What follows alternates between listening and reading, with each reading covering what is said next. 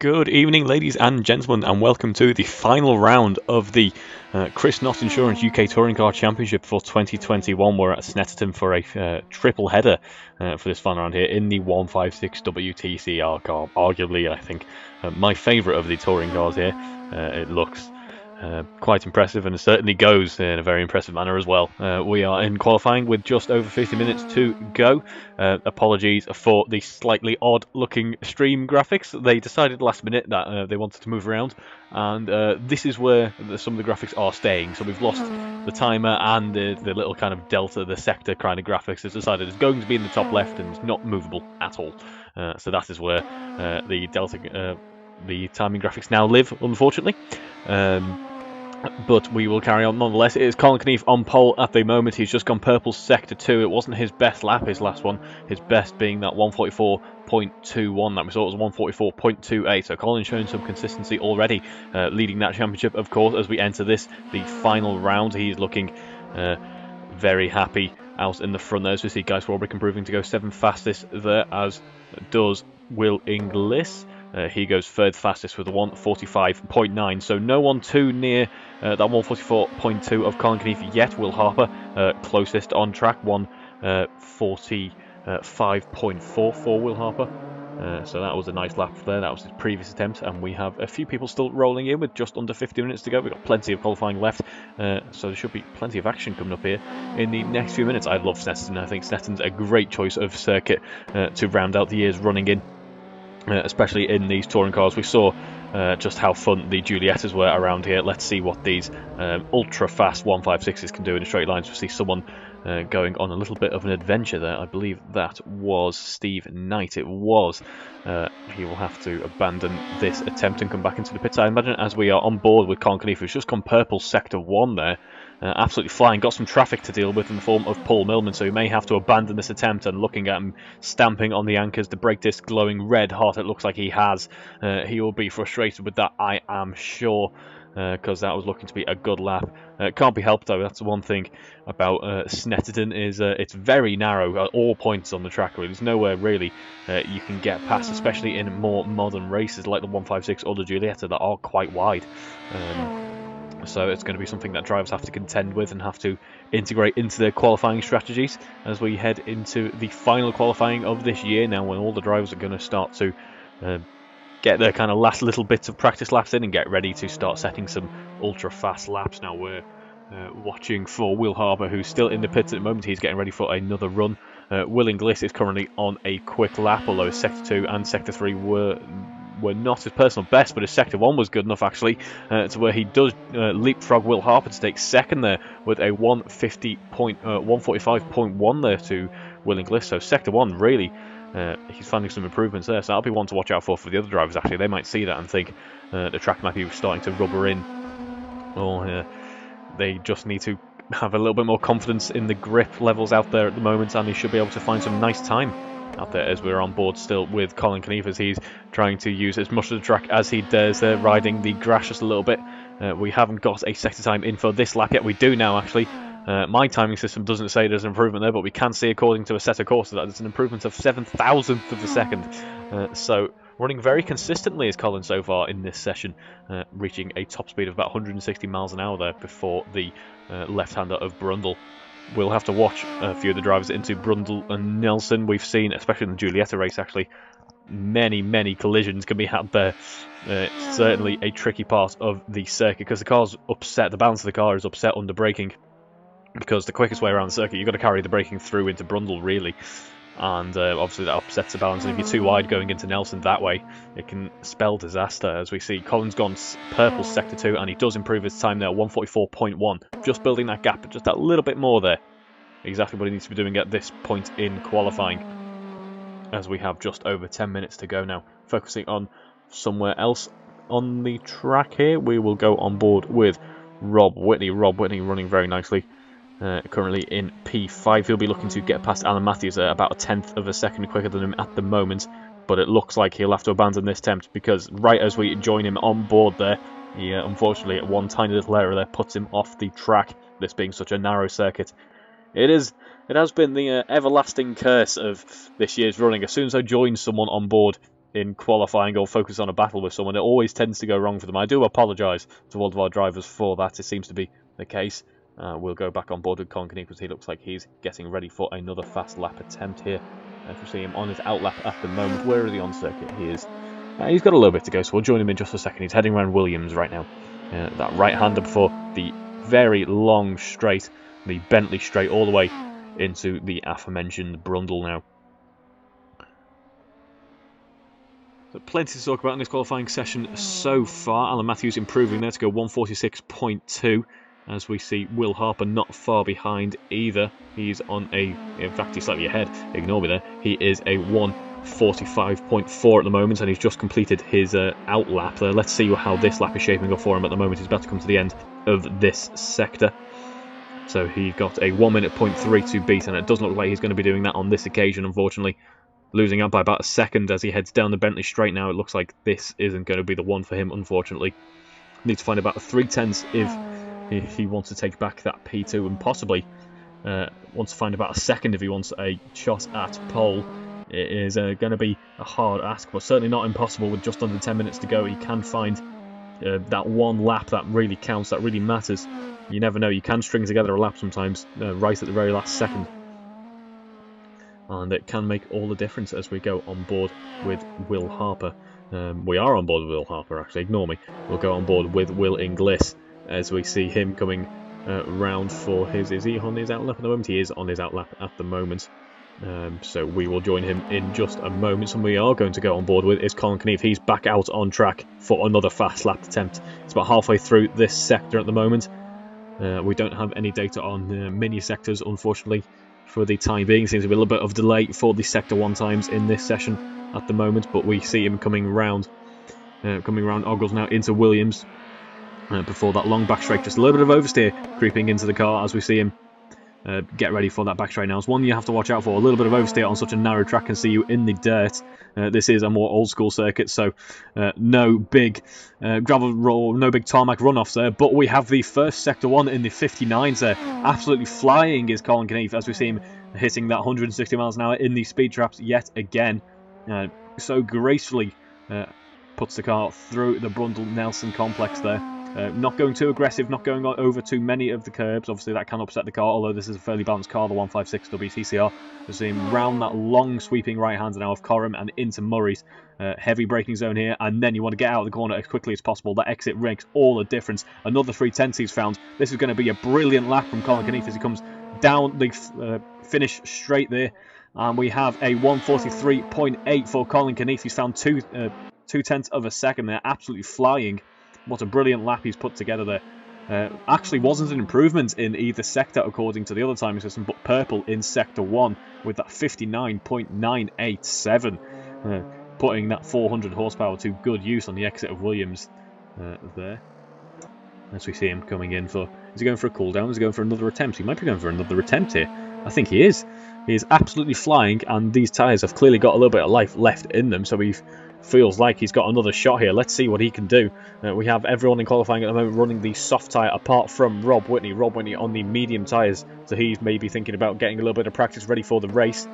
Drivers are going to struggle to get the soft tyre home on this weekend's racing, so I imagine we'll be seeing the harder compounds used just that little bit more. As we see him coming round Williams now. Let's see, does Colin improve on the already blisteringly quick 159.9? He doesn't, unfortunately. There's not enough grip left in these tyres now, I imagine. He'll want to bring this car back into the pits now and get ready for the final couple of attempts that he'll have. We've got just under 7 minutes remaining now, and Colin Keneath is looking on top of this session as we speak. Let's go further down the order here, and let's go on to Rob Whitney. Rob Whitney has just finished his another lap attempt there. It was unfortunately not an improvement for him there, about 4/10 off his best, so still some good consistency to be found there. Rob is actually, along with Colin, a driver who set the most laps. In fact, that is incorrect. Guy Swarbrick has set 9 laps there, Colin and Rob on 8, so using this qualifying session to their advantage, trying to get as many laps in as possible, trying to get further up the field, but also get a little bit more experience in the car, getting ready for that race, because we have a triple header weekend. We've got a 25-minute race, a 20-minute race, or rather a 15-minute race, and then a 10-minute race. So this 25-minute qualifying session can be used as really good practice especially for the likes of Colin and Matt Daly, who we may be seeing join the session in a few minutes' time. Colin has this amazing ability to, on worn tyres towards the end of a race, when you're all worn out and knackered, once the fuel load gets lighter, just start setting quali laps. So he may be treating this as practice. Oh look, the timing says we've got the timer after all. Amazing. I'll try and fix that. I was about to say I'll try and fix that at the moment, but I won't. Oh great, everything's going to be moving. Brilliant. Right, it looks like the graphics should be seeming more familiar now. That is great news there. As we are on board with Colin Knief at the moment. Someone I do want to focus on actually is Paul Milman. Paul Milman's put together a very nice lap there. It looks like he's on for another one at the moment. He's just gone his best. Oh no, he's pretty much matched his best there at 146.87. His best being a 146.84. That'll be frustrating for him. But once again, we're seeing some excellent consistency from these drivers now, as we see Alan Matthews improving his personal best, a 145.6. So he is getting ever closer to Will Harper. They're about 2/10 off Will Harper, and Paul Milman will be hoping to jump ahead of Rob Whitney as we enter the final stages of this qualifying session now. But Greg Young, out of nowhere, Greg Young has jumped up into P5 with a 146.34. That was a very nice lap from Greg Young, coming out of nowhere pretty much there, with a personal best Sector 1 and Sector 2.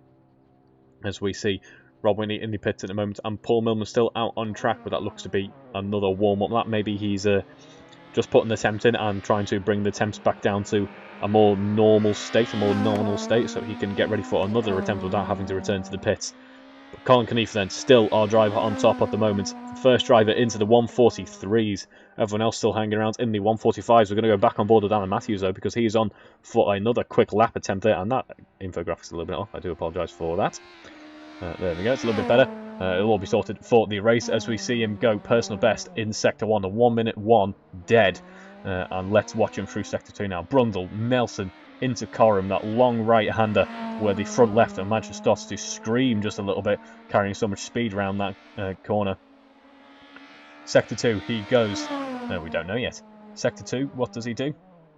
Yeah, I'm a poet and I didn't know it, but he heads round Murray's now, and it's unfortunately not an improvement for him in Sector 2. Will it be enough to salvage this lap? Let's find out as he heads down the start-finish straight and comes across the line. It is not, unfortunately. He lost a lot of time in Sector 2, maybe exercising the car a little bit too hard out in Sector 1. And all of a sudden, out of nowhere, while we were watching this, Matt Daly has come on board and taken pole away from Colin Knief by 0.04 of a second. His first time out in qualifying. He's gone 143.8, absolutely flying. Colin had the upper hand on him in Sector 1. I didn't catch him during the session.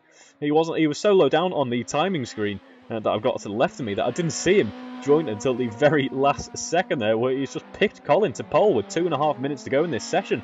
Colin's really going to have his work cut out for him now, and he is actually on for another lap attempt, so we'll be on board with Colin. Can he improve? He doesn't improve in Sector 1. That Sector 1 seems to be a little bit special. Matt Daly couldn't beat that, even as we enter the final. I think he's on an outlap. Okay, Colin is on an outlap. False alarm, but we'll be joining in just a moment. Is he on an outlap? He's definitely made a setup change, because he's found about 3 miles an hour down the back straight, down the end of the Bentley straight. He's found about 3 miles an hour compared to his previous best.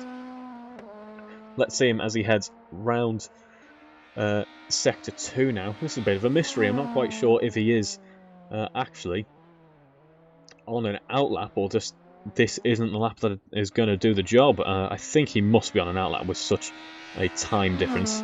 Or maybe not. Either way, let's see what he does now. This will determine it, once and for all.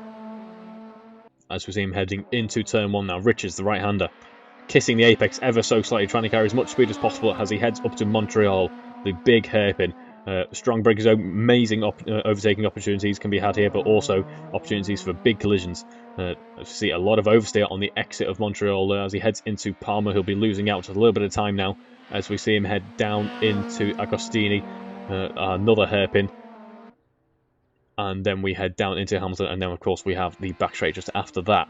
But watching this now, see Greg Young looks like he's had a bit of an instance somewhere on the circuit. He's actually just ahead of Colin Knief. Will that affect Colin Knief's lap attempt now? This is pretty much the final lap attempt. He can't go back into the pits at this point and try and set another lap. Matt Daly is on for another one at the moment. He is heading round the circuit, coming towards the end of his outlap now. He's going to try and make sure he keeps this pole position away from Colin Knief, but we're on board now with Colin as he comes to the end of Sector 1. And that is not an improvement in terms of it's 1 minute flat, 1 minute 0.05 for Colin Knief. It's Sector 2 and Sector 3 are going to be the ones that make the difference, and Sector 3, there isn't much of Sector 3 on this circuit at all, so Sector 2 is what is going to define who takes pole here at Snetterton for the final round of the Touring Car Championship. Now, we are on board with Colin Knief at the moment. Matt Daly has just started his fast lap, his final lap of this qualifying session, only his second lap of this qualifying session. Matt Daly out of the blocks, they're absolutely flying. As you see Colin Knief coming towards the end of this lap now. His purple Sector 2. Will it make the difference in Sector 1? It does. He takes pole position by about a 1/10.5 of a second there, right at the very end. I wasn't quite sure after that Sector 1 whether or not he was going to do it, but that magic 59-second Sector 1 must be an anomaly there. Colin Knief takes pole position for the time being, but we're going to go back on board with Matt Daly. Matt Daly is just coming around Hamilton at the moment, rides the grass just a little bit and has to head towards Williams now. Let's see how his Sector 1 was affected by that tiny little error there.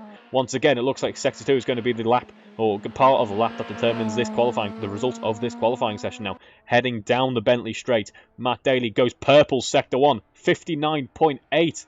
Absolutely flying through Sector 1, some of these drivers are now, as we head down up towards Brundle, heavy braking zone. I say heavy, you carry a little bit of speed up towards Nelson, but not too much, obviously. A bit of a chicane there to comprehend, or to deal with, rather.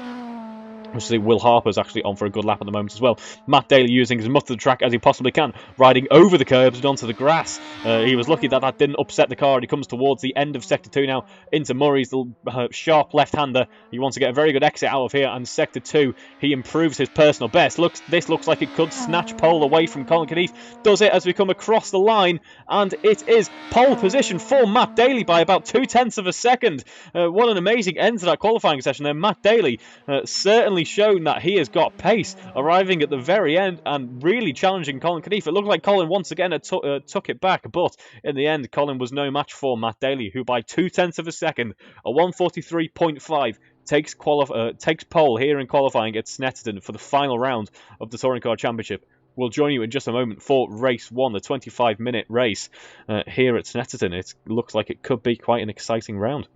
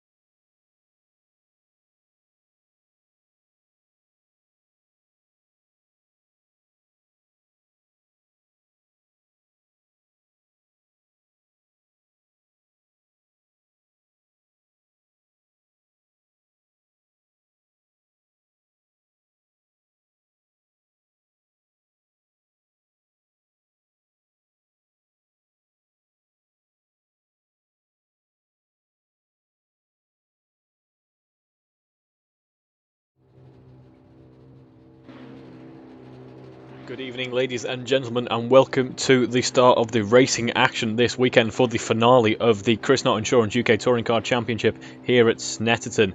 It is a triple header, the race one of three, with Matt Daly on pole, Conley running second, Will Harper in third. That's wrong. It should be Will Inglis in third, Will Harper in fourth, and Alan Matthews in fifth. We've got just over 30 seconds until lights out. I just want to point out actually that Paul Millman, obviously that very tight battle for the AM Championship going on at the moment, in all the excitement of the end of qualifying, taking pole there, we failed to mention what went on in the AM Championship. So we have Paul Millman currently on pole for the AM race with Guy Swarbrick on the mediums. He's one of three medium runners in this weekend's running, along with myself, who's not running, and then Greg Young also on the mediums. But we wait as we have the gantry ready and the revs start to rise. There are 6 red lights on the gantry, and we are away. Matt Daly getting a bit of a better launch when compared to Colin Knief, and we see some very aggressive blocking going on there. I think, is that some lag? Will Inglis and Will Harper coming together there, plenty of contact, but it is Matt Daly heading through turn 1 as he still leads, and it looks like someone went off. I believe that was Greg Young. Greg Young having quite the incident in turn 1 there. That will ruin his race somewhat, as we see Colin Knief still in second at the moment, James Rose dropping back into 8th, and we have Paul Millman who has dropped back into 12th. So that pole in the AM race unfortunately not been best utilised, unfortunately for him, as we see Matt Daly still leading at the moment then, with Alan Matthews in 3rd, Will Inglis in 4th, and Rob Whitney now running in 5th position. He is doing very nicely there, as we see. He's made up plenty of time, rather, as we see Greg Young in 6th at the moment, so he didn't lose out too much actually. I thought there was a little bit of a bigger incident, maybe some lag involved there. I must say my internet hasn't been holding out particularly well today. It seems to be better on the Ethernet rather than on any wireless devices, so hopefully we should be good for the rest of the evening's running. But we see Colin Knief about half a second behind Matt Daly heading down the Bentley straight now. He gets the benefit of the slipstream, not that these cars need that much of it. They've got about 400 horsepower as we head down towards Brundle now. But Colin Knief is gaining in said slipstream, as we see him looking a little bit up the inside there in that rear view mirror, although he doesn't want to make too much of a brave move, as I mentioned in qualifying. You can see plenty of accidents there, as we see Will Inglis running just a little bit wide and enjoying some rallycross action there. But yeah, as I was mentioning, a little bit of contact there can spell big problems as you come towards the end of the Bentley Straight, and he doesn't want to be too brave at this stage in the race. But Matt Daly has to serve some type of penalty, or has he got a fueling issue there for whatever reason? Matt Daly has had to go back into the pits, and that rather puts a dampener on things in terms of his chances for a race victory. What a shame for Matt Daly, as we now see Colin Knief leading this race. Matt Daly dropping back all the way to the bottom of the order. That now promotes Will Inglis onto the podium and Alan Matthews up into second. Colin Knief can now focus on breaking away from the rest of the pack. He will want to do, and try and just have a nice, safe and relaxed race here at this stage. Now I believe we have Will Harper up into 5th now as well. We do. He's got past Rob Whitney, and now we'll be hoping to get further up onto the field. A podium is definitely on the cards for him. We've seen, especially in last week's running, he's certainly got the pace in his touring cars, and he looked like he had the pace in qualifying as well. Unfortunately, a lap didn't come together for him right at the very end, but he will be hoping to maybe get up higher up the field. Greg Young recovering from that, what looked to be a little bit of an incident earlier on, currently running 4th. He's doing a nice job there, as we have a little bit of contact, I believe, between Guy Swarbrick and James Rose. There's about a second between him. Guy Swarbrick getting past James Rose by the looks of things there, as we see more contact happening further down the field. Paul Millman's been spat off the circuit there. Looks like he was battling with Steve Knight, and now he finds himself running P11 as he comes round Williams, getting ready to go down the Bentley Straight. He'll be losing a lot of time, obviously not at peak power there, as we see Guy Swarbrick being overtaken by James Rose in the slipstream. Now we're going to focus on this battle for a little bit as we head through Sector 2. Steve Knight running pretty wide there as we see him enter Brundle. But we're going to go around the right-hander of Coram now, as we see about 0.8 of a second separating them. So James Rose really flying down the Bentley Straight there, getting quite a bit of distance on Guy Swarbrick, currently running P8. Colin Knief setting the fastest lap of the race so far, a 1:44.9. I mentioned Colin starts just setting these blistering quali laps through the race, and that looks to be the case there. That would have put him P3, I believe, or if he wasn't on pole, it would have put him P2. If he set that lap in qualifying. As we see Steve Knight running a little bit wide through Murray's there, dipping onto the grass just a little bit now. and it looks like everyone has found just a little bit of a gap. The closest cars on track being P7 of James Rose and P8 Guy Swarbrick as we head through Sector 2 now with these two. Let's see if Guy Swarbrick, now having the benefit of the slipstream as he heads down the Bentley straight, can look at a move back on James Rose. We'll see about 9/10 of a second now, so that gap not closing down as much as Guy Swarbrick would like as we head around the left-hander now, just missing that apex ever so slightly. Guy Swarbrick running the medium tyres, whereas everyone else running the soft. So even if he doesn't get the move done now, he can think about strategy later on. And if he preserves enough tyre life, he will be in a very good position in terms of pace on track. He will have a lot more grip than the soft tyre runners around him. And he can maybe bring it to the end in quite a nice position. As we see, let's see what tyre Matt Daly is running. Matt Daly is running the softs still, so it wasn't an oddball strategy choice to dive in and go into the hards or something like that. He hasn't chosen to do that while in the pits. But meanwhile, we have Will Harper and Greg Young coming together a little bit, and Greg Young having another incident in this race and dropping to P6 this time. James Rose now very hot on his heels. He's looking for a way around, but the Snetterton is such a tight, twisty circuit. He couldn't quite get it done there. He's going to try and get it done around the outside of Coral, but he's too far back this time round.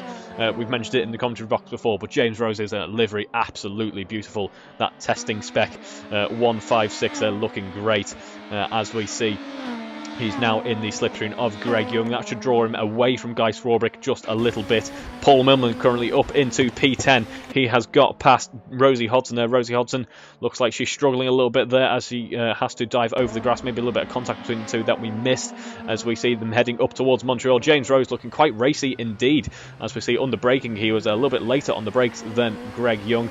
We saw in the last week's running Greg Young struggling with lockups. Maybe he's trying to avoid that, although fear not, Greg, you're no longer in the Giulietta TCR.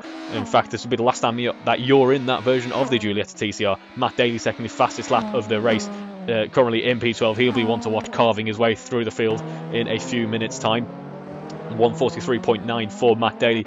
But yes, the Giulietta TCR, we're actually changing it for next year's running. We're going to a different version of the mod that the driver seems to have some very positive feedback about, so we look forward to that, as well as some other new cars that we'll be seeing in a short time. But James Rose getting very close to Greg Young as they head into Williams now. Greg Young defending with all of his might, but James Rose is going to be the one with the slipstream, and it looks like James Rose has had a better exit out of Williams actually. He fancies his chances for P6 as they head down towards Brundle now, staying within that slipstream, very close, right on the rear bumper of Greg Young. He moves out towards the inside of Brundle, thinks better of it, dives back in behind him. That is the sensible choice at this stage in the race, I think. That could have ended in tears at this part of the circuit. Very narrow, tight, twisty part of the track, and one of the highest speed parts of the track as well. Certainly a test of bravery as we head round Coram now. James Rose just that little further behind. He's still only half a second behind though as we come towards the end of the left now. The left-hander of Murray's. Once again another heavy braking zone, and again a better exit for James Rose by the looks of things. Although actually he's dropped back just a little bit, it looked like he was gaining on him, but we see now Greg Young slowly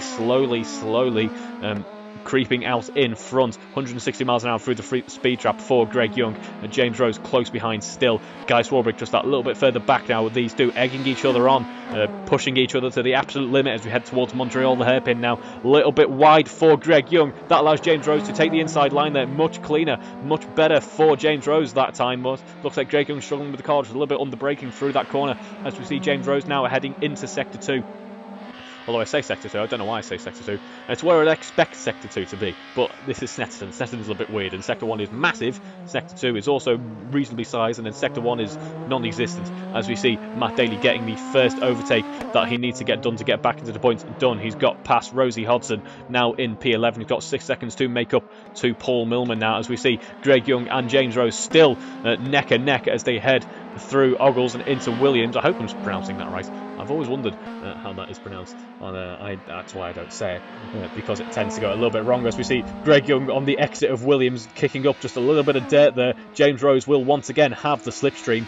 As we see out in front, meanwhile, Colin Knief about 5.5 seconds clear of the rest of the field. Will join him in just a moment's time. But it looks like James Rose is just that little bit further back this time, so he can breathe a little bit of a sigh of relief, although not too much, because if he makes more errors like that, James Rose will be closer and closer. Greg Young has been one of those who has provided immense amounts of entertainment this year, always finding himself in battles, as so many of the other drivers have as well. Been a very competitive field in the second half of the year's running, as we see James Rose through Murray's. That was a bit unexpected there, carrying a lot of speed. That's unfortunately compromised his run down the start-finish straight there, but he was thinking about an overtake down the outside, I think, tried to catch him under braking. It wasn't to be though, and James Rose was a little bit slower on that lap by about half a second. 160 miles an hour through the speed trap for Greg Young. These cars are no joke at all. 400 horsepower in a touring car spec 156, of course. 156 being front-wheel drive based. These are rear-wheel drive based. In fact, are they rear-wheel drive or are they four-wheel drive? I'll have to double check that. I should know that by now. I did used to know that. It's been a while since I looked at the specs of these cars because I thought I'd memorised them, but clearly I've forgotten over the months. But fear not, we'll be relearning some new cars in just a couple of weeks' time, as we have about a second between Greg Young and James Rose now as they head towards the end of Sector 1. See, I've called the sectors right this time.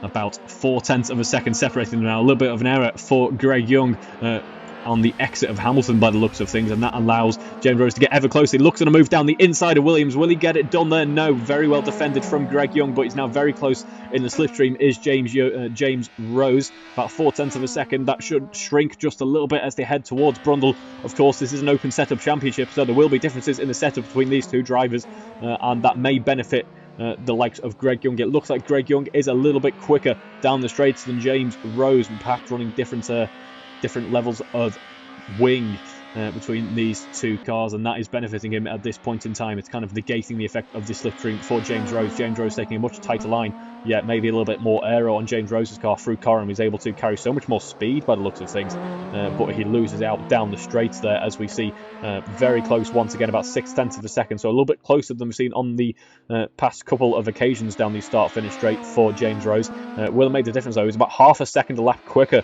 than Greg Young on that occasion, as we see him running a little bit wide, but James Rose follows him in that manner, as we see Matt Daly now getting past Paul Millman. Will Paul Millman be able to defend? No, he's a little bit further back, but the main heated battle going on is for P6 at the moment between Greg Young and James Rose. About a second between them though, but that delta is constantly shrinking and expanding based on which part of the track they're on. It is an excellent battle to watch. They're not rubbing wheels, they're not bumper to bumper, they're not trading paint, but they are pushing each other to the absolute limit, and it is great to watch. As we see coming towards the end of Sector 1 now, they're going to get ready to set themselves up for the start of, rather for the back straight again, and that is James Rose's best attempt by the looks of things. It looks like heading into Williams and the exit from Williams, this part of the track, this exact part of the sector that we're on now, is the one where James Rose seems to have the upper hand, seems to be where he's most comfortable and where he might be able to get his overtake done. As you see him now following him in the slipstream, looks like he's got just a little bit of a better exit, but by the looks of things, yeah, Greg Young's car pulling away just a little bit, ever so slightly again, although James Rose following him this time about 0.3 of a second. It's closer than it was last time. He looks at a move around the outside. He's a little bit too far back for that though. That should give him the inside line, but Greg Young able to defend with such a gap between them now as we head into Sector 2 and heading towards Coram, that long sweeping right-hander. Maybe James Rose can get a move done towards the end of that corner and into Murray's again, and if he gets a better exit, he'll be able to push Greg Young even harder this time. As you see, under braking, James Rose going round looking at a move around the outside, and there's contact between the two. That was very unfortunate. It looks like James Rose is going to give that position back. Excellent sportsman behaviour from James Rose. It was no one's fault really. Guy Swarbrick is now able to get past both of them. He fancies a chance of battling Greg Young now, but he's a little bit further ahead. That promotes Guy Swarbrick into 6th all of a sudden. Yes, it looked like that was going to be fairly unavoidable. It just looked like James Rose was carrying a little bit more speed into the corner, and Greg Young was still there. I think that will be declared as a racing incident. James Rose now past Greg Young, and they made contact again into Montreal. It looks like maybe Greg Young not expecting James Rose to be right side by side with him into the braking zone, and they made contact. A little bit of aero damage for Greg Young, according to the data analysts, is what I'll call the timing system now. But yes, James Rose now past Greg Young. Not the way that we wanted that battle to end, unfortunately, but I think that was pretty much a racing incident. Not much could be done, and it was great to see the sportsman's behaviour towards the end of that incident there, allowing Greg Young the opportunity to get back past there. Meanwhile, out in front, we've been focused on this amazing battle for so long, and we're probably going to have to jump back in to watch it again, as we see these two now battling with Guy Swarbrick in just a second. A little bit of an error for Guy Swarbrick. I was about to move away from them, but so much action happening within this trio. We're going to have to watch them again as we see James Rose on the inside of Guy Swarbrick. They are now side by side, heading down the back straight. James Rose getting the upper hand, getting past Guy Swarbrick now. Up into P6 goes James Rose, and now Greg Young will have the slipstream from Guy Swarbrick, although Guy Swarbrick with his headlights running very close to James Rose as he heads through Brundle and Nelson, that right-hander. A little bit of oversteer for Guy Swarbrick there. He kissed the curb ever so slightly in the car, wasn't having it by the looks of things. A little bit of understeer perhaps, as we see with this onboard camera. Maybe a little bit of understeer for Guy Swarbrick now as he heads through Coram. Guy Swarbrick running those medium tyres. I did mention earlier on, I think if anyone's going to have some pace, it's going to be those on the medium tyres towards the end of the race, but maybe that setup not quite working, perhaps not enough temperature getting into those medium tyres on a longer stint for their liking. But while all this battling has gone on, you see that in the distance, see that in the background. That's Matt Daly. Matt Daly absolutely flying on circuit at the moment. He's just set a purple Sector 3 on that lap. He is catching this group of cars that have been battling for so long in this race, this three-way battle that was originally a two-way battle is now about to become a four-way battle, and I'm looking forward to it toward the end of this race. It should be a very contentiously or very hotly fought 6th position as we head with James Rose leading this little trio at the moment. Guy Swarbrick trying to keep with him, and it looks like Greg Young is getting ready to set up a move on Guy Swarbrick. He's looking at the inside. Is he going to get him under braking this early on? It looks like he's got him there. Very nice move from Greg Young into Agostini there. Gets the move done with very neatly, very nicely indeed from Greg Young there. As we see Guy Swarbrick now running P8, he's soon going to be in the jaws of Matt Daly. Matt Daly absolutely flying at the moment as they head onto the Bentley straight now. That right-hander Williams just to go, and it looks like Guy Swarbrick possibly struggling with the tyres a little bit. The car not quite happy with him. It looks like a bit of a handful there as he looks like he's trying to salvage a little bit of oversteer there, trying to correct the car there, and he nearly came together with Matt Daly. I believe he did make contact. Yes, they did make contact there, those two drivers, but Matt Daly now past Guy Swarbrick up into P8. It's been a long recovery drive, but if he plays his cards right, Matt Daly could find himself up into P6 towards the end of this race, and that will be a very nice recovery drive indeed.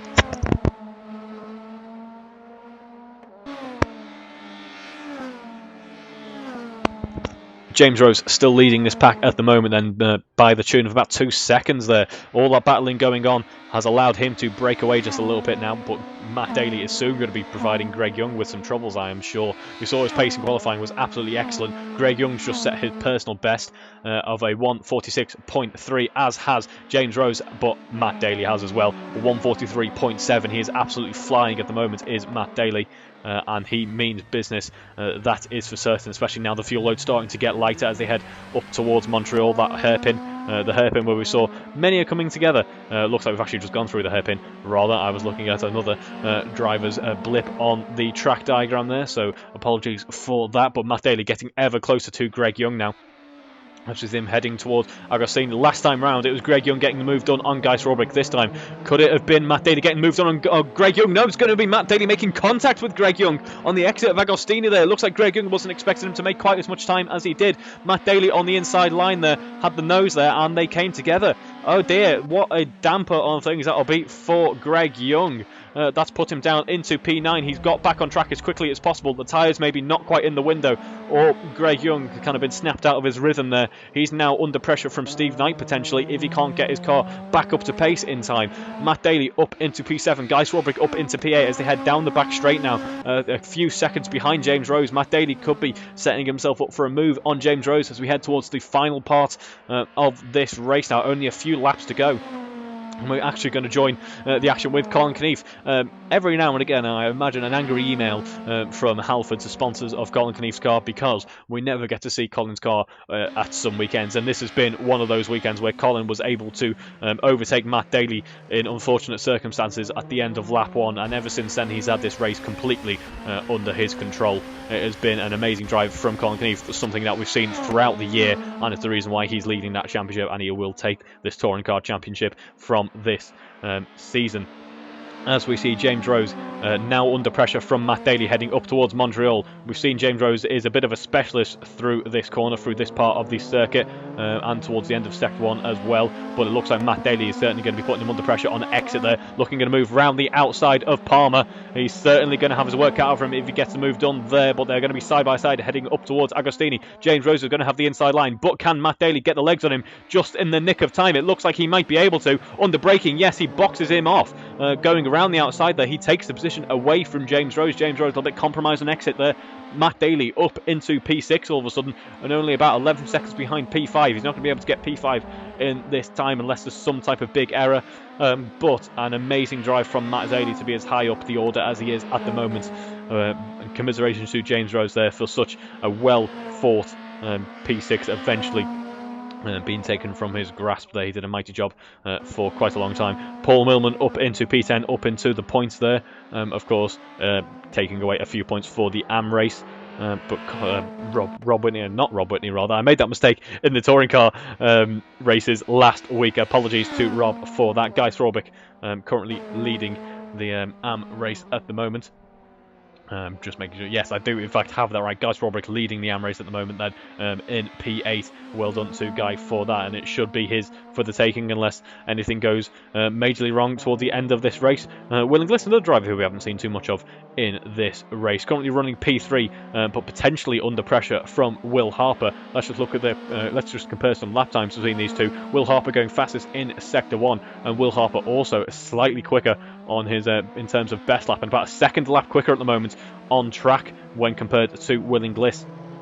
So he could possibly get the move done. He's about 2 seconds behind him. He's about 1 second behind him actually as we head into the penultimate lap of this race. We're now on the penultimate lap of this race. We're on board with Colin Knief as he heads down the Bentley Straight and heading through Brundle now. About 15 seconds between him and Alan Matthews. He's getting ready to start the final lap of this race in just a moment's time. And yeah, what an amazing drive for Colin this has been. But we'll go back on board with Will Inglis, as Will Inglis is looking like he's trying to make the slipstream for Will Harper just a little bit possibly. Obviously a little tiny tactics like that can make all the difference, can just salvage you the extra couple of hundredths of a second. That can make all the difference, that can ruin the drivers behind in terms of momentum and ensure that he stays on the podium. Will Inglis, another driver who's put in some amazing performances this year, and this looks like it could be one of them if he keeps this P3 away from Will Harper. Colin Knief now on the final lap of this race. We'll be joining him in just a moment's time as we come to the final 25-minute race of this Touring Car Championship for this year. Come towards the end of that now. In about a minute's time. So yes, very exciting race this has been. It looks like all the action is finally dying down as we come towards the end of the race, and all the drivers finally starting to find their bit on track that they are comfortable occupying without too much challenge. Although it looks like Will Inglis certainly still has the pressure on if he wants to keep this bottom spot on the podium, and I am sure that he does. As we enter now, we enter. What is the corner called? I can't remember what the corner's called. Of course, no, we're in Sector 1. It is Palmer. Yes, about 2 seconds clear of Will Harper. It looks like P3 is his at the moment, unless we see a major error. I'm not going to pull the commentator's curse on him. I'm not going to sit there on camera in case it does happen. He's about 1.6 seconds clear of Will Harper at the moment, and I don't want to have any effect on that at all. I'm not a superstitious person, but it's happened far too many times in this championship, as we will go on board now with Colin Knief as he comes up towards Coram, that long sweeping right-hander for the final time in race 1. He has led it since the end of lap 1. Obviously, that incident for Matt Daly putting him into the pits, and since then he's had no challenge. He was able to just run away from the rest of the field, and for that reason it is very much a deserved win for Colin Knief, something that we've seen so many times from him throughout this year's running in both championships, and it looks like it's going to be another example of that as he comes across the line to take the race 1 victory. Colin Knief, by about 20 seconds, is first on the road. Well done to him. Alan Matthews as well, as he heads round Murray's, that left-hander. He's going to be taking P2. Once again, a very nice job from Alan Matthews as well, taking the second spot on the podium there. Very well deserved as well. No real challenge for him either as he comes across line to take second. Will Harper at the very end of the lap there, off the track. He's still going to have fourth. Will Inglis coming home third. Will Harper unfortunately getting a little bit wrong at Murray's there and finding himself on the grass. He takes P4 though. A very nice haul of points for Will Harper. And we will go on board with Rob Whitney, as it looks like he's made a bit of an error. Unfortunately, Matt Daly will be hoping for another lap there to get past Rob Whitney. It's not going to be, though. Rob Whitney takes P5, Matt Daly takes P6. A very well-deserved P5 for Rob Whitney, and an excellent P6 for Matt Daly as well. Started lap 2 at the very bottom of the order, taking P6 in the end, nearly taking P5 as well. I'm sure these two will be quite happy as they come in on their in-lap. Matt Daly taking P6, James Rose, a very well-deserved P7 there, a very long battle for that. Guy Sawbrick taking the win in the AM race, well done to him for that, coming towards turn 1 then in the lead of the AM race. Greg Young, P9, commiserations to Greg Young for a very well executed drive there. Unfortunately, not the result that he would have wanted or he deserved from that. An impressive battle with James Rose in that race as well. Paul Millman coming across line in P10, Steve Knight coming across line in P11, and Rosie Hodsing rounding out the field in P12. Well, if race 1 was anything to go by, I'm definitely looking forward to the next 2 races in the final weekend of this year's running. I'll see you in a few moments' time when we get ready for the 15-minute reverse grid sprint race.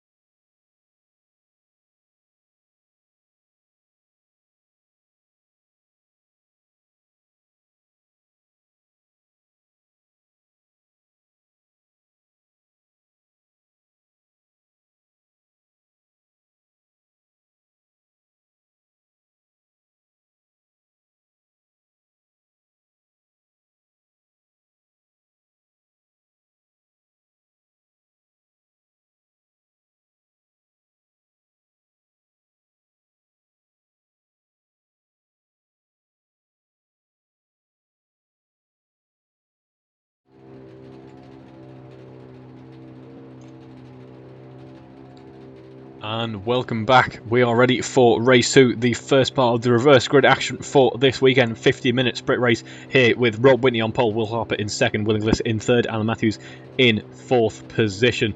And Andrew has just correctly pointed out that it's Oggies. Have I pronounced that correct? I'm probably not going to say the corner name at the end of Sector 1 there, so I don't make any more mistakes in terms of corner names.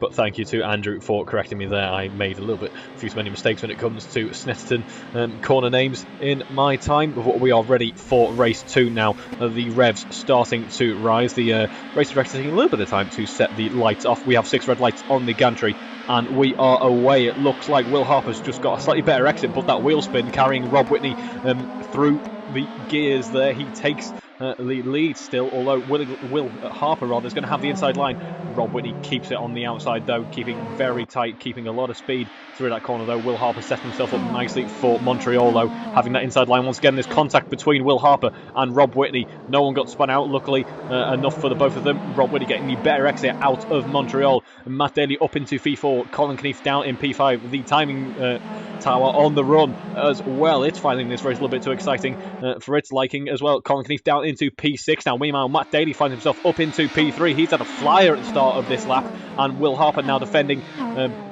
from Rob Whitney. Finds himself down into P3. Who's gone round there? Who has gone round? That is Will Inglis. Will Inglis finds himself pointing the wrong direction on track all the way down toward the bottom of the field now.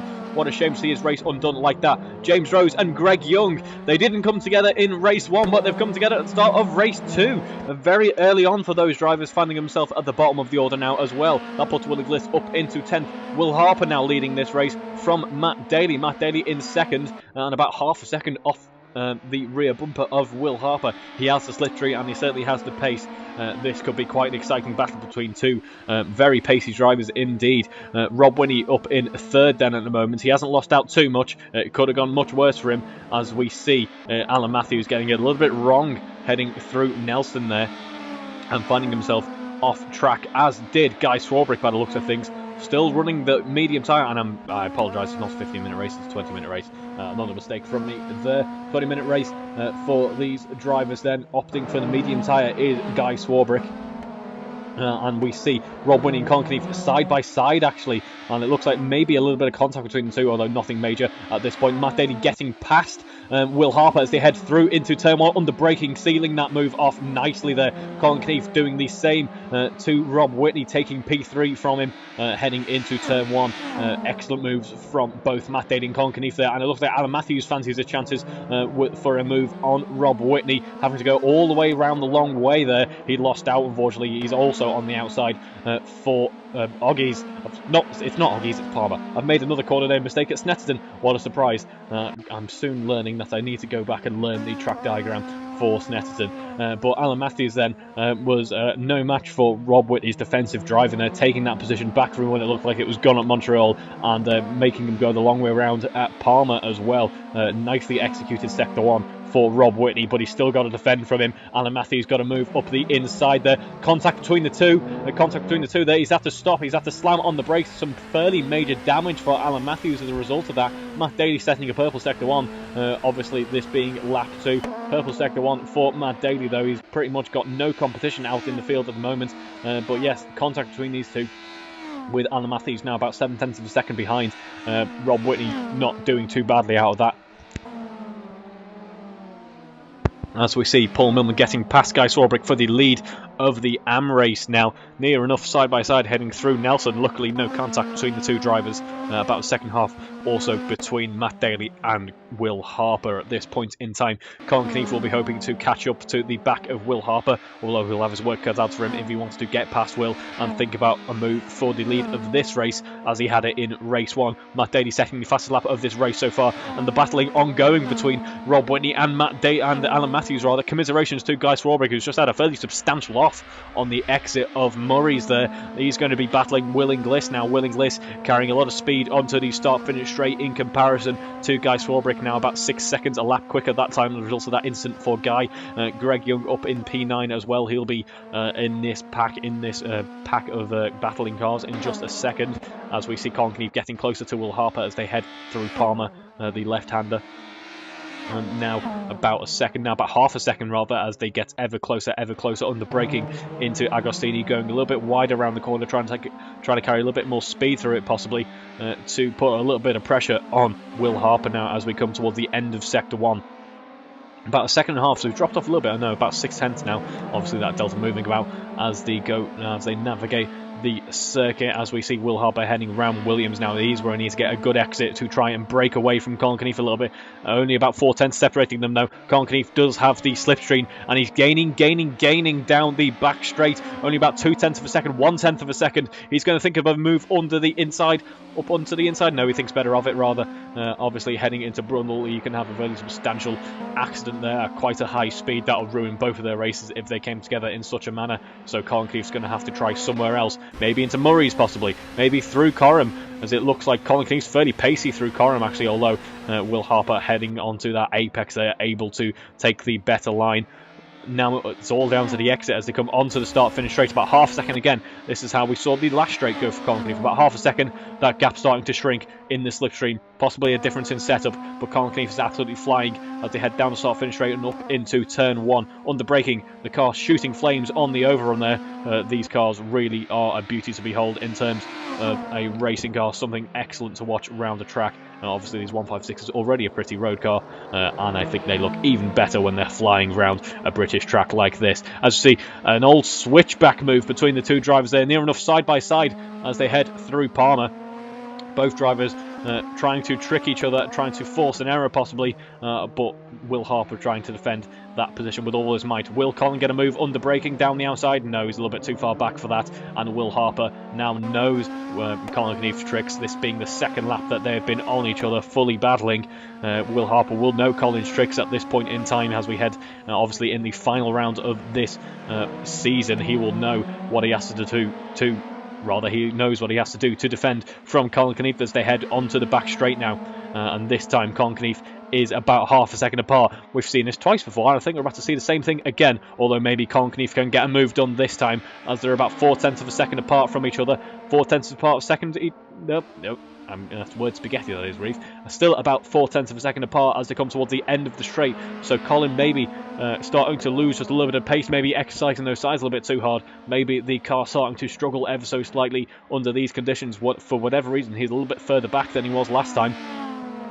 Now about 6/10 of a second. You know it's a good battle when by further back I mean 6/10 of a second. These drivers absolutely pushing each other to the limit, as we saw between James Rose and Greg Young in race 1. Speaking of drivers pushing each other to the limit, it is Alan Matthews and Rob Whitney near enough side by side through Murray's, and it looks like Alan Matthews losing out there, about a second behind Rob Whitney now, as we see about half a second between Will Harper and Colin Keneath. So we'll join the action with them in just a second. In fact, we'll join that action now as they head up into Montreal. Colin Keneath taking the wider line through that corner again, and also Guy Swarbrick, Will Inglis and Greg Young having their own little battle down the start-finish straight. Guy Swarbrick offering everyone else the slipstream. He's going to have his work out for him if he wants to keep the position heading into turn 1. Under braking, Will Inglis, beautiful move down the inside there from Will Inglis. Now Guy Swarbrick has Greg Young to defend from as they head into Montreal. He goes round the outside there, opting to cut in and take the apex, but he misses the apex. Greg Young taking the inside line there, able to execute that corner. It's a little bit better than Guy Swarbrick that time round, and he's still putting Guy Swarbrick under pressure. Still not able to get past Guy Swarbrick yet, as we see this three-way battle ongoing as they head down towards Agostini now. Greg Young taking the inside line, trying to get moved on under braking, but he was too far back on this occasion. Meanwhile, out in front, it is still about 3/10 of a second between Will Harper and Colin Keneath as they head down towards Brundle, this time down the back straight. 152 miles an hour in the speed trap, that seems rather low. But we see only about 4/10 of a second between them as we head into Sector 2 now. That gap actually building up a little bit now. Maybe Colin Keneath starting to struggle with tyre wear, as I mentioned about this time on the previous lap. About 4/10 of a second between the cars behind them. It is Alan Matthews and Rob Whitney. Alan Matthews looking fairly desperate at this point in time to get past the car of Rob Whitney as they head through Coram, the right-hander. Alan Matthews actually taking a bit of a wider line, a bit more of the outside line there, but he is going to have the outside for Murray's as well, and they're going to be very close. We've seen him towards the end of pretty much every lap be pretty much neck and neck, side by side, sometimes making contact with each other, and that has happened again through Murray's this time around. These two having an absolute blast around here at this point in time, and I'm having an absolute blast watching them, as are the JPEG crowds there, the crowds from 90s Sega video games that do this creepy kind of stare at the camera at all times thing, there to enjoy the racing as well. About 4/10 of a second between these two drivers as they head through Montreal now, looking like a little bit of oversteer possibly for Alan Matthews on the exit there. He caught it quite neatly though. We see Paul Millman still in the lead of the AM race, in a little bit of a no man's land, it must be said. He's got about 4 seconds clear ahead of him and about 5 seconds behind him. He's in quite a comfortable position at the moment, so well done to him for that. Greg Young and Will Inglis trading positions. It's not trading positions, in fact no it is.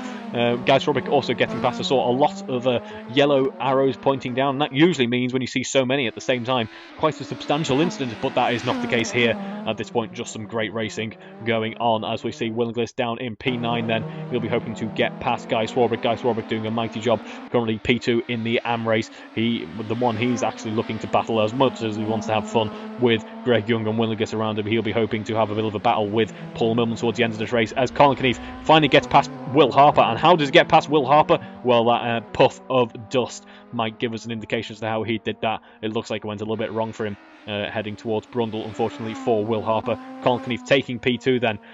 While all this battling has been going on, Matt Daly has been setting purple sectors. He goes 1:42.9, absolutely flying then is Matt Daly, and he is about 10 seconds clear of anyone else on circuit. So Colin really held up by that battle with Will Harper, and he's now only got 10 minutes. He needs to make up about a second a minute if he wants to try and get past Matt Daly for the victory in race 2. This could be a bit of a redemption for Matt Daly here, race 2 here, so don't go anywhere as we come towards the halfway point of this weekend's racing. As we see this three-way battle shows no sign of slowing down. Guy Swarbrick now back down into P9, but for how long? That is the all-important question. Will Inglis up into P8, now trying to put the pressure on Greg Young as he heads through turn 1, about a second and a half clear of Will Inglis for the moment, but for how long? That is the all-important question.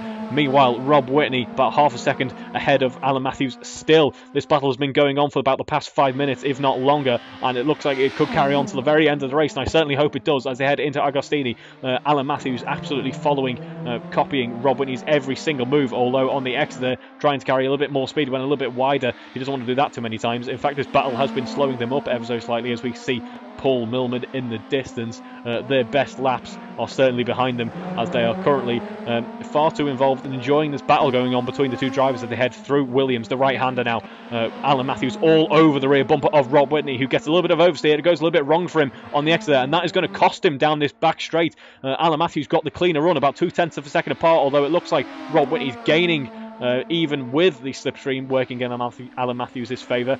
Maybe a difference in setup there, allowing him to just about creep away down the back straight. So about 0.3 of a second behind them now is Alan Matthews, and this battle is certainly brilliant to watch, much like we saw in race 1. By no means trading pace, though certainly more trading pace than what we saw between Greg Young and James Rose, but just pushing each other, just trying to get each other to make that error.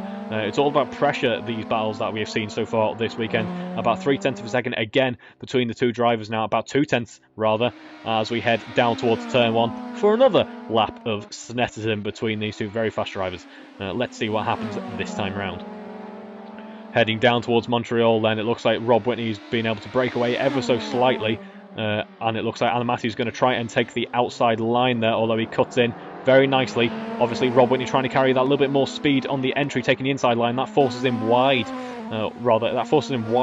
on the exit, and that allows Alan Matthews to take that inside line on the exit there, on the apex, as we see James Rose getting past Guy Swarbrick. I believe that move was done at turn 1.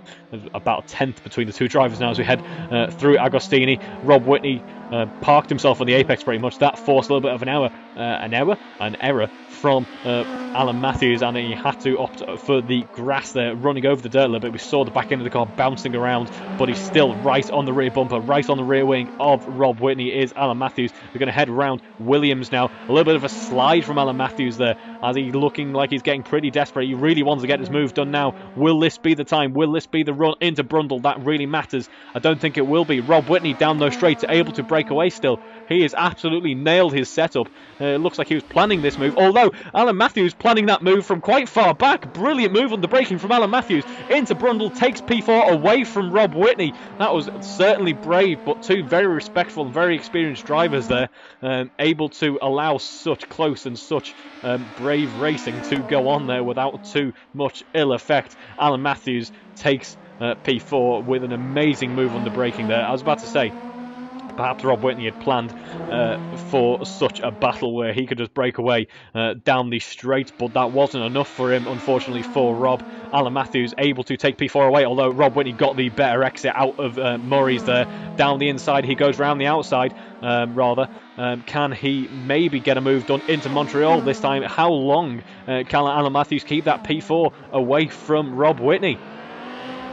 I don't believe anyone else is as close on track as these two are, although Greg Young and Will Inglis are about half a second apart, but they are no match for the battling going on here, although that half a second is going to shrink to about 0.4 of a second, maybe 0.3 of a second, a little bit of an error for Greg Young there, but still about 0.4 of a second apart as well are these two, as they have been for so many laps now. Coming towards the end of Sector 1 with these two drivers, it looks like Rob Whitney is going to think about a move back down the Bentley straight again. He can get it done. It looks like his car has got the pace, but will Alan Matthews put up an almighty defence like we've seen from Rob Whitney for the first 3 quarters of this race?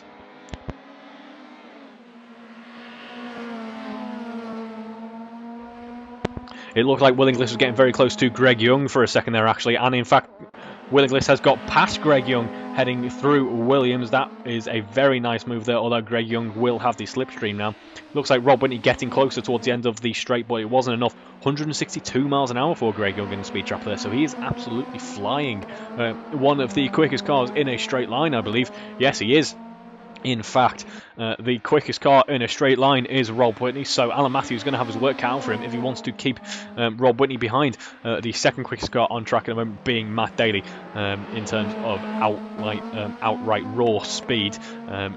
Down the straight, Matt Daly having set an absolutely blistering fastest lap of the race, about 13 seconds clear of Colin Keefe. Colin Keefe not able to catch up.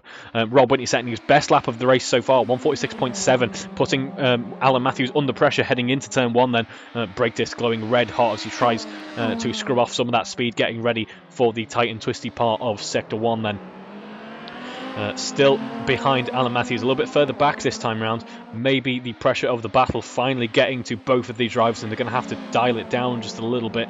Otherwise, they will find themselves off track, the both of them. But I don't imagine that will happen. These two have battling each other on many occasions now in this season, and they will be hoping to carry it right until the very end of this season's racing, and I am very thankful for that. A little bit further back now is Rob Whitney. He may be thinking about settling into his race. Both drivers going off the track there, running a little bit wide. The tyres coming towards the end of their life, although the fuel loads are getting lighter as well. As we see, Will Inglis rather has been cleared of Greg Young. No, he hasn't. I was completely wrong. Greg Young right on the rear bumper of Will Inglis as they head through Williams and onto the Bentley straight now. Will Greg Young get a move done under the slipstream? He will have that long, that slipstream down that long back straight. It looks like, though, like we saw between Greg Young and James Rose, Greg Young's car just struggling just a little bit down the straight, perhaps. So about 0.3 of a second, about 0.2 of a second heading into Brundle and through Nelson, and they are very close indeed as we head towards the end of the Sector 1 and into Sector 2 now. Coming towards the end of this race, in fact, we've only got a few laps remaining, and it is Matt Daly who leads, heading down the Bentley straight himself. That's not the Bentley straight at all, Reeve. That is the straight into Agostina, and there is a collision between Alan Matthews and Rob Whitney. Rob Whitney carrying a little bit more pace down the straight. They are side by side heading into turn 1. Will he get moved around the outside under braking? No, Alan Matthews very brave under braking. They make contact. There's contact between the two. Alan Matthews running a little bit wide there and coming together with Rob Whitney. Luckily, no major ill effects there from that collision, but they don't want to do too many high-speed collisions like that, or they'll find themselves running off the circuit. I imagine after the battle that these two have had throughout this race, the local body shop will be getting quite the payday in a few weeks' time. Luckily, Assetto Corsa resetting damage, ready for race 3, coming up in just a moment's time then, as we see Greg Young and Will Inglis a little bit further apart now. This another very close battle between two drivers coming to a bit of an end as we head round the circuit for what will be the second to last time in just a moment. We're with Matt Daly as he heads around Murray's and on to the start-finish straight then. About 14 seconds clear of everyone else. Colin Knief, his closest competition in qualifying and race 1 in terms of lap pace at least. Unfortunately, no match for Matt Daly in race 2. Let's see what he can do in race 3. Will Harper as well. Very nice drive. He was he second on the grid? I should remember. I don't remember, unfortunately. He was second on the grid in race 2. We'll go with that. And he was able to execute a very nice lap 1, finds himself running P3 at the moment. Rob Whitney on pole for race 2, finds himself in P5 at the moment after a race-long battle with Alan Matthews, which could still chop and change as we enter the final stage of this race now. Will Inglis all of a sudden gaining on Paul Millman. Paul Millman leading that AM race at the moment, so it won't change the order in that race, but it will change the order in the overall race, and we look forward to seeing how this battle pans out. Paul Millman pushing Will Inglis as wide as he can. Greg Young get a violent snap of oversteer, collecting it right at the last second and luckily not going into a barrier at quite some speed. But Will Inglis, as we're now on the penultimate lap of this race, as the timer runs to 0, Will Inglis trying to get a move done on Paul Millman, but Paul Millman defending with all of his might as we head down towards Montreal. Let's see what Will Inglis can do. He opts for the outside line there, but it's a bit too far back to get any move sealed under braking there.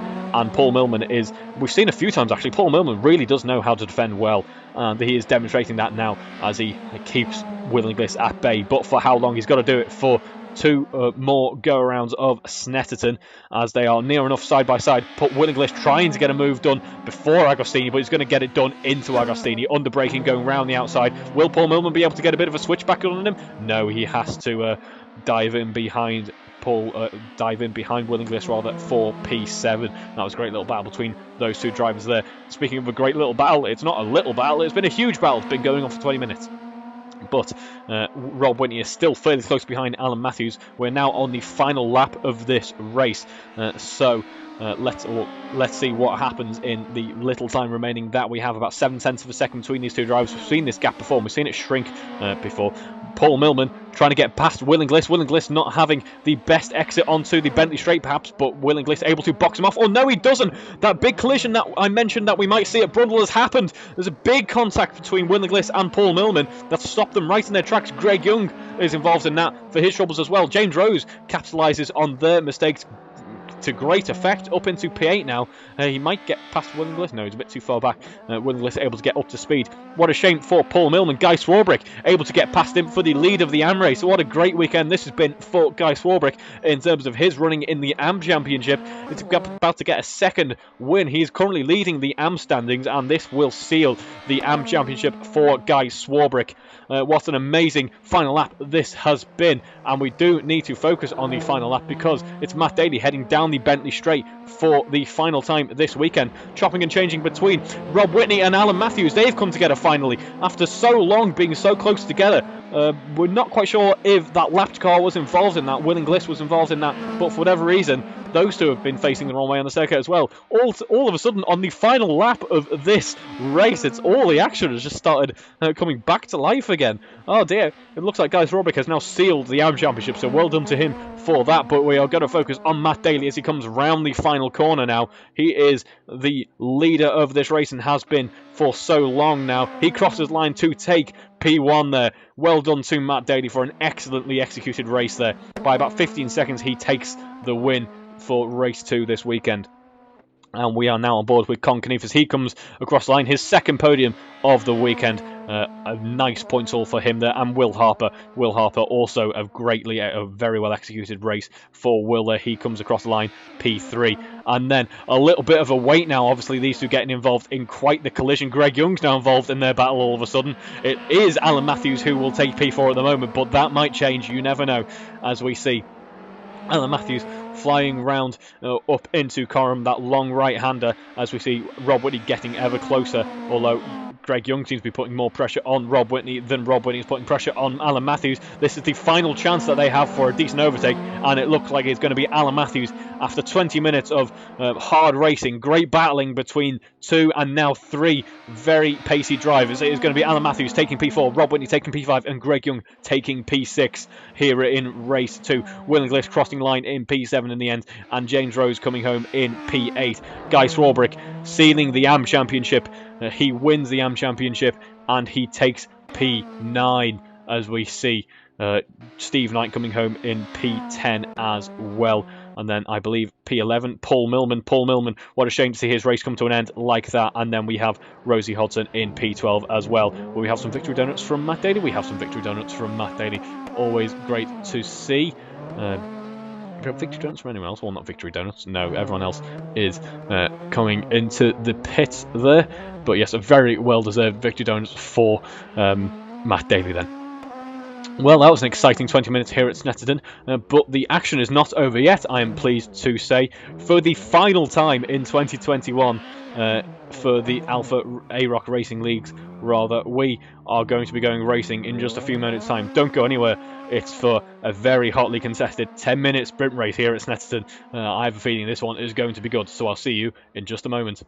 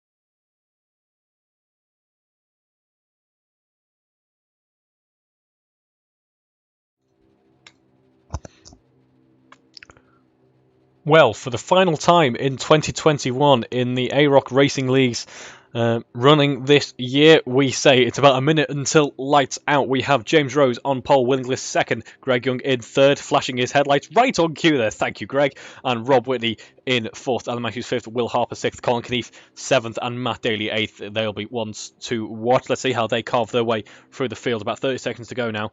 Yes, and what an exciting weekend it has been to round out an exciting championship. I'm looking forward to seeing this 10-minute sprint race then. Although, is it 10 minutes? It might be 15 minutes, given how wrong I got the timings so far this weekend. I do believe it is 10. We have very little to go now until lights out. The drivers starting to rev up their engine, getting ready for the launch. Of course, the all-important launch here in such a reverse grid race can make all the difference, as it did for Matt Daly, as it did well, it wasn't a reverse grid race in race 1, but let's see what happens. 6 red lights on the gantry, and it is looking like it's fairly even getaway for the 2 on pole position, or the 2 on the front row rather. James Rose getting a slightly better launch there, winning list having the inside line though. James Rose very late on the brakes there to take first position, or rather to secure first position heading into turn 1, but winning list has the inside line heading up into Montreal, and under braking he snatches it away from James Rose. There's big contact, they're spinning, everyone's spun around for race 3, the final race of this year's running, and what a way to start it. It's now Will Inglis leading, Colin Keneath in second, Will Harper in third, Guy Swarbrick in fourth, Rosie Hodson in fifth. Oh no, that is that Rosie Hodson? It is Rosie Hodson. Matt Daly in P6, Rob Whitney in P7, Alan Matthews in P8, Paul Millman P9, James Rose P10, Steve Knight P11, and Greg Young P12, because they've had another incident then. What a big switch up in the order that was. And we've got quite an interesting camera angle going on there. Hopefully that fixes itself in just a second. It looks like it has. Right on cue. Paul Millman currently running P9 then. He's looking under pressure from James Rose in just a moment, or James Rose struggling with the car ever so slightly. Colin Keneath putting an immense amount of pressure on Will Inglis as he heads round Williams onto the back straight. A little bit of oversteer for Colin Keneath though, and a little bit of rallycross action for Will Harper and Guy Swarbrick and Matt Daly behind. It looks like all drivers are going guns blazing as they come into the final race of this year's running, wanting to go out with a bang, and there's certainly been quite the noise from that impact that we had at the start of the race there. Rob Whitney getting past Rosie Hodson for P6 then. He's doing a nice job of securing quite a number of points this weekend. I did say the championship was sealed, signed and done, but it could be taken by Paul Millman, I believe.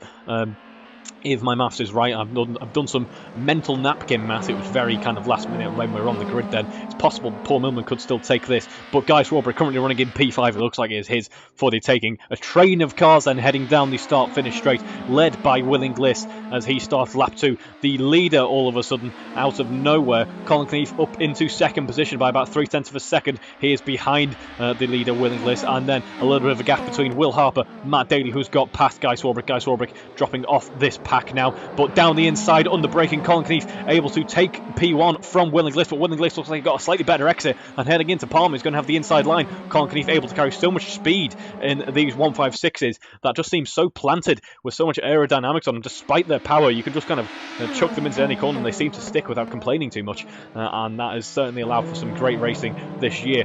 Colin Keneath securing P1 then, a bit of an error from Will Inglis on the exit of Agostini, then sees him down into P4 all of a sudden, such is the nature of these close pack battles like what we've had all weekend. And that is someone off. Who is off there? Is that someone off? Oh no, it's just someone coming around Montreal. Never mind. Rob Whitney down into P7 behind Alan Matthews. I've seen this one before. This could be quite an interesting battle between these two forming up in just a second. Will Harper dropping behind Colin Keneath then by about a second. He is soon under pressure from Matt Daly. We're about to see another battle between Matt Daly and Colin Keneath, I think, because under braking, Matt Daly is going to take P2 away from Will Harper. Will Harper certainly putting up a fight. There's a tiny bit of contact between the two as they head into Nelson, but it looks like Will Harper's going to have to settle for P3 as we see Will Inglis just a little bit further back, struggling with the car perhaps in P4, about 2.5 seconds ahead of Guy Swarbrick, doing a very nice job in P5 at the moment with 6 minutes in the race to go. Let's see what he can do from here. But Will Harper is kicking up a little bit of dirt there, but I was about to say that Matt Daly is going to be the one to watch as we head into the final few minutes of this race. Colin Keneath setting fastest laps, about half a second faster than Matt Daly that time round. Matt Daly obviously battling with Will Harper towards the end of Sector 1 on the previous lap.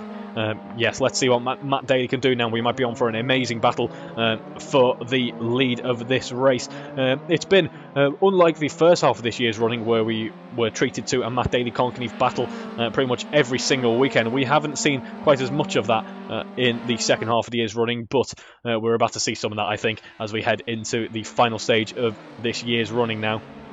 And we definitely look forward to such a battle, because they really know how to battle each other, and they push each other to the very edge of the track as well as their own limits. Two very fast drivers pushing each other in qualifying, as they were. We didn't get to see it in race 1 and race 2, but we're going to get to see it now here in race 3. About a second separating them as he heads through Williams, the right-hander. A little bit of understeer perhaps for Matt Daly. Maybe that's just a setup thing, because obviously these tyres have plenty of life in them, and they will make it to the end. Everyone on the soft tyre for this running, apart from Guy Swarbrick, still on those medium tyres, so maybe his setup designed for those medium tyres, or he just feels more comfortable. Maybe overheating issues on the softs perhaps, although I was thinking maybe he was having temperature issues in the other direction in race 1. I don't think that is the case, and it won't be too much of a concern. Tyres won't be really a concern at all in these very short 10-minute blasts around the British countryside like we're having here. Matt Daly about less than a second now between him and Colin Keneath, about 8/10 separating them as we head onto the start-finish straight for another time round. 6/10 of a second now, 5/10 of a second now. The gap is closing and closing and closing. Folks, don't go anywhere. It's going to be a blockbuster finish to this season's running, I have a feeling. Over a second quicker on the previous lap than Colin Keneath, with 10 minutes worth of fuel on board. He's gone 1:42.9. Absolutely flying then is Matt Daly. He's 3/10 of a second now, putting the pressure on Colin Keneath, taking a little bit of a tighter line through Montreal. On exit, who runs better? It looks like Matt Daly is pretty much even Stevens with Colin Keneath as they head into Palmer now, dipping back just a little bit, maybe setting himself up for a move into Agostini. He can get it done from this far back, because he's not very far back at all. About 3/10 now, 2/10 as he closes up and closes up, but he's actually going to drop back because it wasn't 2/10.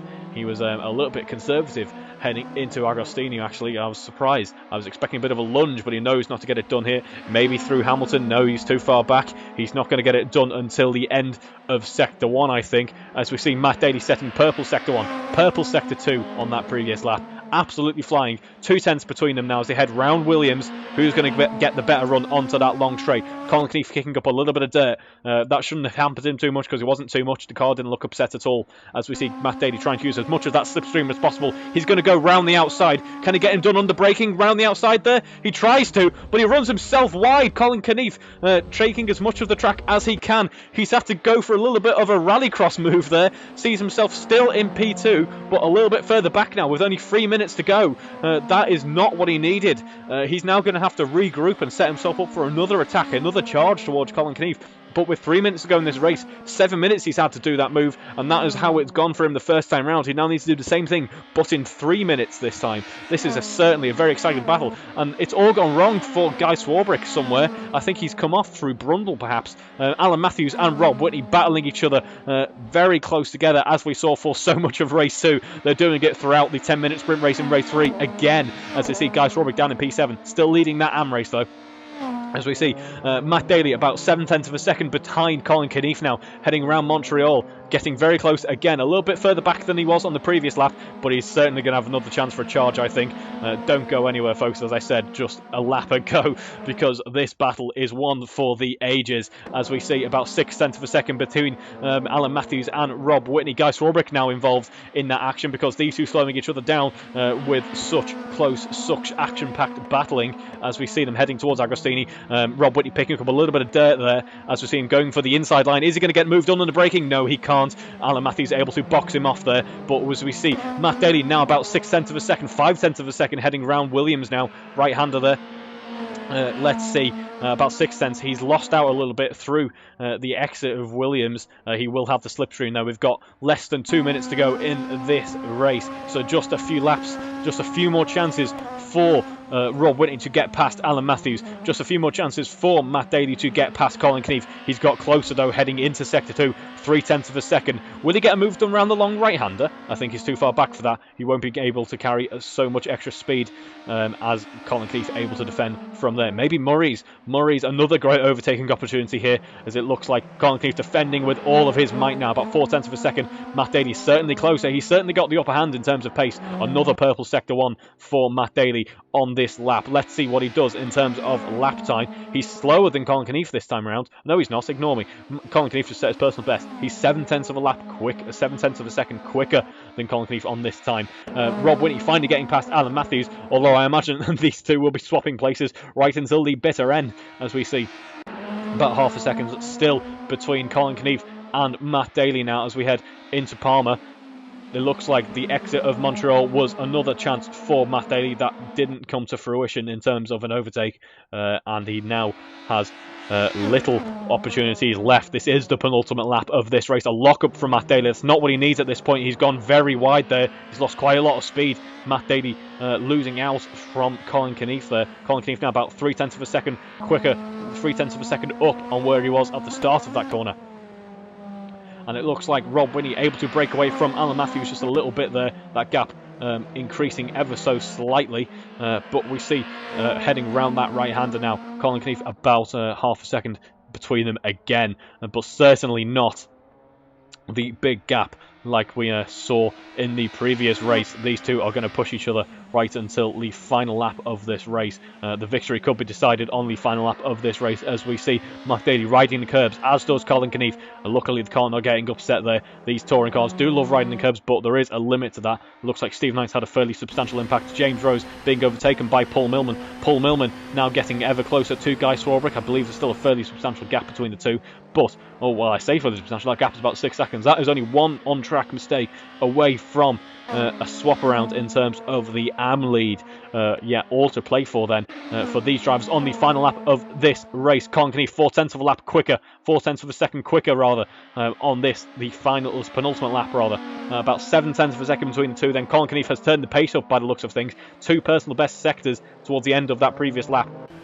It looks like he wants to round out this weekend with another win, and it looks like he will be rounding out this championship with another win. A very, very well-deserved one at that, if he can keep Matt Daly at bay. But for how long will he keep Matt Daly at bay? That is the all-important question. They're about a second apart, so further back than what we saw last time around. A little bit of oversteer kicking in, under braking for Colin Keith. That is exactly what Matt Daly wants to see at this stage in the race. There's only a few tenths of a second between Rob Whitney and Alan Matthews as well. It's all to play for here in this race, with battling going throughout the field. This 10-minute race is certainly not disappointed at all. Let's see down the straight then who is going to have the upper hand. It looks like Alan Matthews not able to get closer to Rob Whitney. As we mentioned in the previous race, that setup looking like it's doing Rob Whitney a world of good down the straight, keeping Alan Matthews at bay for just that little bit extra time.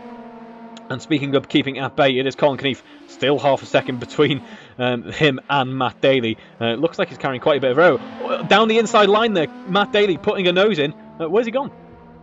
Where has Matt Daly gone? I think Matt Daly's gone off. Right at the last moment, Matt Daly goes off. Will Harper able to overtake Matt Daly? I'm in complete shock. Oh no, what a shame for Matt Daly there. I'm near enough speechless. But we're going to focus on Colin Keith, who rounds out this year's running, weaving across the start-finish line to take the race 3 win and to take the win in this championship as well. Amazingly well-deserved for Colin Keith there. What an impeccable drive to keep Matt Daly at bay for so long. Rather, I am mixing up my words there because I am in utter disbelief as to what has just happened at the end of that race. I can't have picked a worse time for it to have happened for Matt Daly.